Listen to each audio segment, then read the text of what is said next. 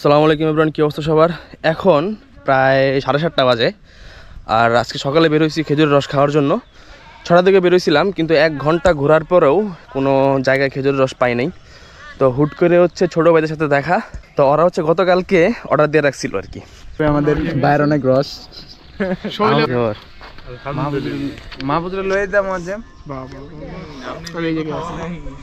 তো অতঃপর তাদের সাথে মিলেমিশে খেজুরের রস উপভোগ করলাম।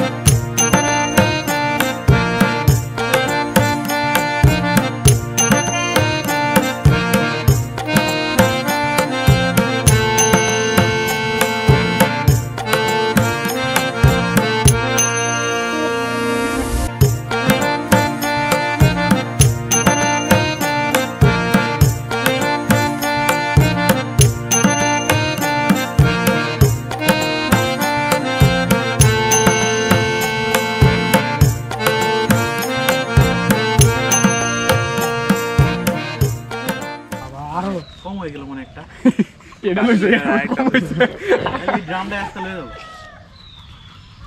ব্যাগ চালাইলে আমাদের বাইকে ওই না কি চেয়ার দাইছিস না বাইরে কইতে একটা ভিডিও আরে তুই তো পিছে আছো রস না হিমেল ভাই চেয়ার দাইছিস বাইরে যে আর বাড়ার উঠাইতো তার দেখবা যাইছ না দিশার ইমরান ভাইয়ের সাথে থাকলে একটু যদি ভিউ পাওয়া যায় মনে হয় কক্সবাজারে বিচে খাইতেছে।